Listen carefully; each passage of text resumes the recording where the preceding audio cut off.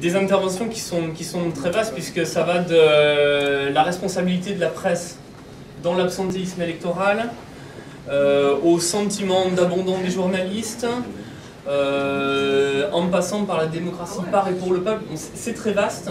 Je pense que c'est un petit peu le jeu aussi. Et ça serait intéressant justement d'essayer d'avoir une synthèse de la part des journalistes qui savent faire ça très très bien. Bien sûr. Faut toujours essayer. Non, c'est la question tout de suite. Là. Voilà, exactement. Non, il y a des choses extrêmement intéressantes qui ont été dites, et vous avez bien fait à un moment donné de dire on n'est pas là pour faire le procès de Varmatin. Je commençais à être un petit peu gêné parce que je n'étais pas venu pour ça, moi. Ni pour faire le procès de Varmatin, ni pour faire le procès de quelque journal que ce soit. La question, je suis venu parler de l'information, du pluralisme de l'information, de l'indépendance de la presse, notamment de la presse quotidienne régionale. Je crois que c'est ça qui doit nous animer.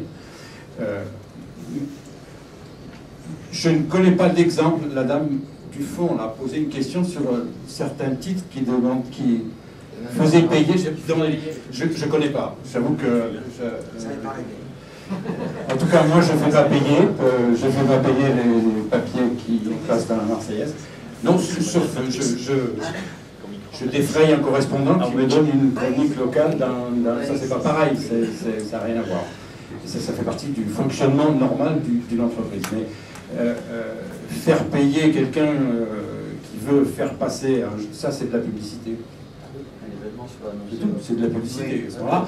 Il paye un encart publicitaire, c'est différent. C'est pas pareil. On parlait d'un article, hein. C'est deux choses différentes.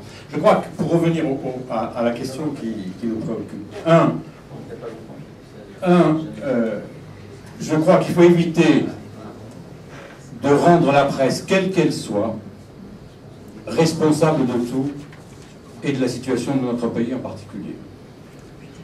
Gardons-nous de ces raccourcis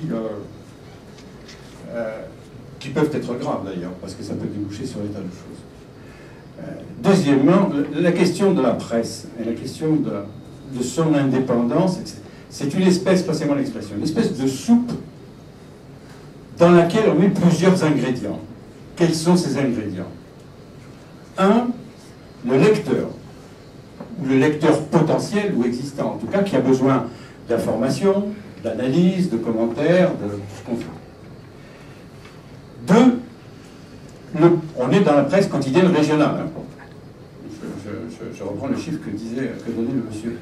Et qui a une fonction particulière. Deux, c'est l'institution, ou le politique, ou le décideur économique qui a besoin de communiquer. Et de communiquer à travers les cibles qui sont visées par tel ou tel titre. La grande question qui se pose, c'est celle du pluralisme, là. C'est que cette communication, tout le monde y a droit à la limite. Donc, la démarche de donner à l'un et pas à l'autre pose un problème démocratique de fond, en termes de communication, de moyens de communication. Et le troisième aspect, le troisième ingrédient important, il y en a certainement d'autres, hein, c'est qu'un journal, quel qu'il soit, il a besoin de sous pour vivre, c'est tout.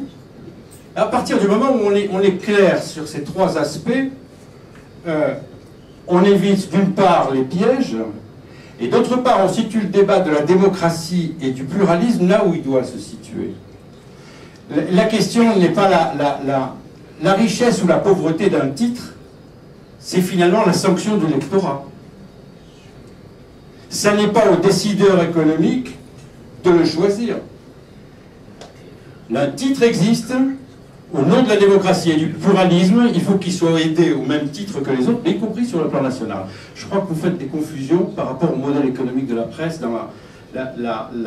Je ne connais pas de titre de presse qui ne soit pas privé. Oui, c'est ça, qui ne soit pas privé, qui soit public. Bien. Non, je parle de la France. Ici en France, on n'a aucun titre de la presse nationale ou régionale qui ne soit pas de structure privée. Voilà. Il y a dans l'audiovisuel autre chose, il y a l'audiovisuel public, qui est un gouffre sans fond au niveau des fonds d'État sur cette question-là. On pourrait en discuter, parce que ça fait partie du fond du débat en fait. Ça fait partie du fond du débat. Qu'est-ce qu'on fait de ces aides? On recitait tout à l'heure, monsieur citait les ordonnances de 44. extraordinaire comment ils ont été, il n'y a pas que les ordonnances de 44 qui ont été sapées, il y a tout ce, bon, on ne va pas faire un débat politique, mais tout a été sapé depuis le début. On en est à avoir remis en cause tous les progrès qu'a pu réaliser notre société depuis 44. Mais aujourd'hui, on se retrouve dans cette situation où, y compris les aides publiques de l'État, parce que vous savez qu'il y a des aides publiques, vous en parliez tout à l'heure, qui sont, il y a des enveloppes qui sont données pour aider l'audiovisuel public et pour aider la presse écrite. Mais cette aide-là tend à s'amenuiser d'année en année, et il y a un nouveau rapport qui vient de sortir, qui s'appelle le rapport Barroso, qui tend à la supprimer totalement. Alors on se targue, j'aurais aimé que M. Girand soit là, parce qu'il est député, il aurait pu me dire, oui mais M. Martinez, il y a 1,2 milliard d'aide à la presse toutes les années. D'accord. Mais quand on a enlevé les 110 millions qu'on donne à l'AFP, quand on a enlevé les aides à la Poste et les aides à la SNCF, vous savez que l'État permet par ce biais-là à chaque citoyen d'être égal devant la possibilité d'avoir un journal, de recevoir un journal. Il ne reste plus que 400 millions pour la presse, pour tous les titres de la presse. C'est autant dire peanuts, quoi. Voilà. La réalité, c'est qu'y compris au niveau des fonds publics, on est en train de tuer dans l'œuf l'existence du pluralisme de la presse dans ce pays. Par deux niveaux.